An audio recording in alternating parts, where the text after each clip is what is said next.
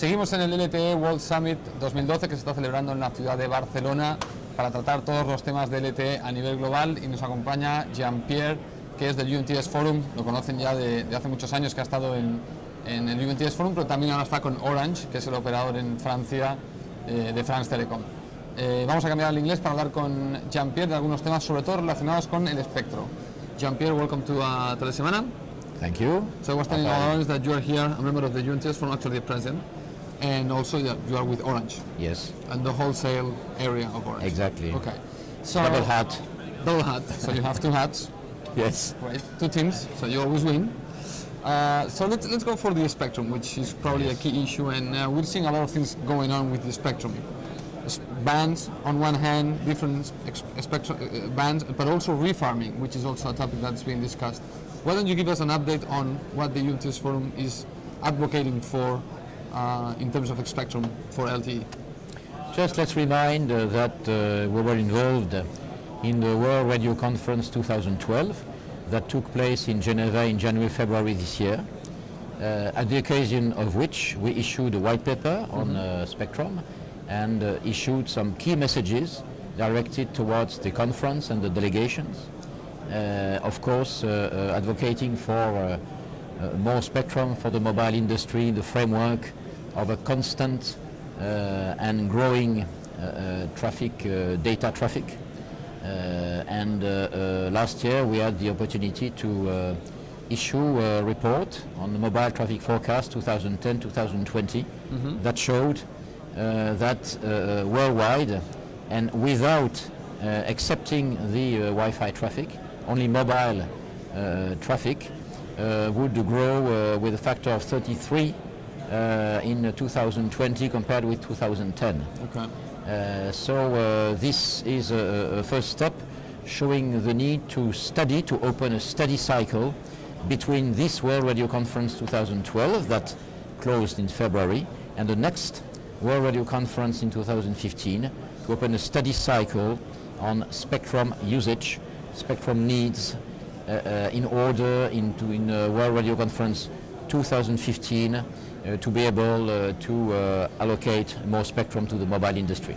Okay, now where are we going to get more spectrum? Because at the end of the day, we know that spectrum is scarce, and we know that one day we are not going to have more spectrum, even if we want more.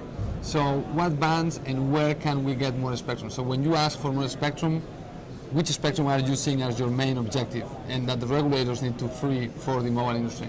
Of course, spectrum is a scarce resource, and it's not our intention to ask more spectrum without any arguing.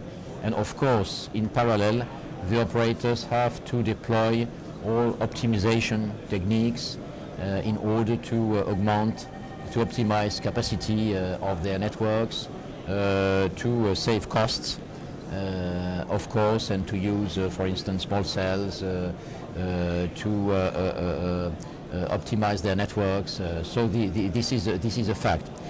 Nevertheless, it's important to open a new study cycle, and we cannot prejudge what will be the results of the next World Radio Conference in terms of spectrum bands, but we can already say that it's important, and this World Radio Conference has opened a way in that to widen the digital dividend spectrum that was obtained in different regions in order to have from the 698 up to the 862 to have as much as possible harmonized digital dividend in the world.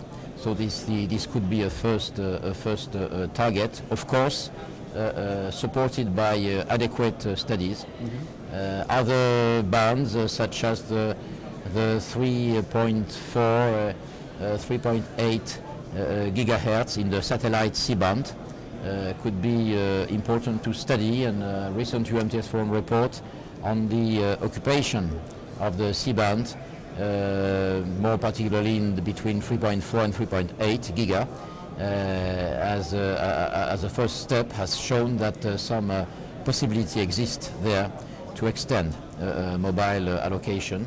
And of course, We have other refarming possibilities, refarming of the 1800 for LTE, for instance, refarming of 900 when available.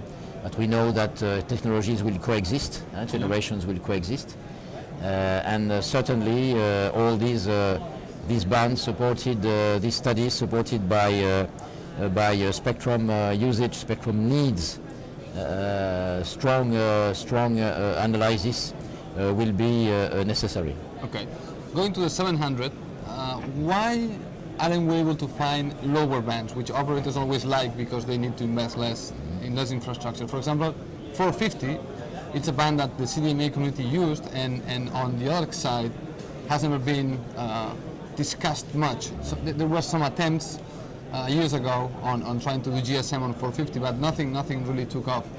I don't know if LTE would be suited for 450. I think, why is this band outside the discussion? I think long ago at the UMTS Forum we did not consider 450 because it was a too narrow band with only 20 megahertz bandwidth.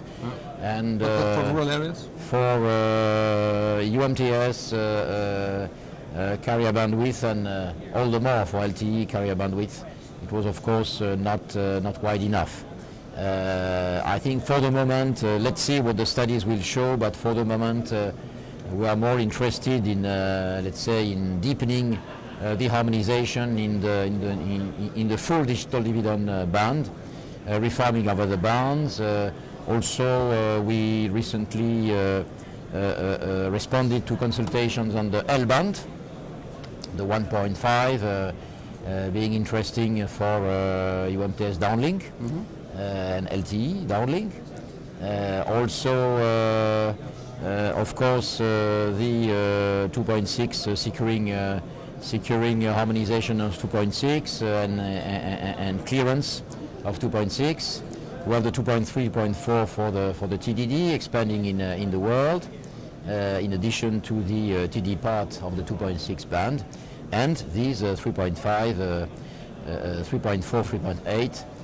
So I think it opens some perspectives, but we will see what the studies will say. Okay, now going for the other hat, the orange hat, you're on the wholesale side, and we're seeing the MVNOs emerging everywhere, and now comes LTE. How do you expect the game to be changed by the LTE arrival when we talk about MVNOs? Would LTE have any impact on operators and MVNOs and the relationship? I think definitely, of course, MVNOs initially targeted low price segments and let's say more more consumer basic needs or specific needs, complementary needs to the mobile network operators. There is no reason why LTE MVNOs would not appear in a certain term, and in my presentation today at the LTE World Summit, I will present some case studies of already existing first LTE MVNOs in some regions, and also how the LTE wholesale business model is something that is opening. Operators have three big markets, wholesale, consumer and enterprise. And wholesale market is, of course, in an operator like Orange, these three segments have to be coordinated because they are the respective interests of those three markets can be sometimes not matching, can sometimes not match. So we have to have a coordinated strategy. Nevertheless, wholesale is an expanding market. A relay of growth can represent a relay of growth for the operators, particularly in those major markets in Europe where the growth is not so there. Yep. And it's certainly a quite interesting way for the operators, whether as LTE wholesalers or as MVNOs, MVNE, MVNAs also. So it's certainly a promising domain. Okay. Well, Jean-Pierre, thank you so much for visiting us. Thank you, and Rafael. good luck with your presentation tomorrow. Thank you. Thank you.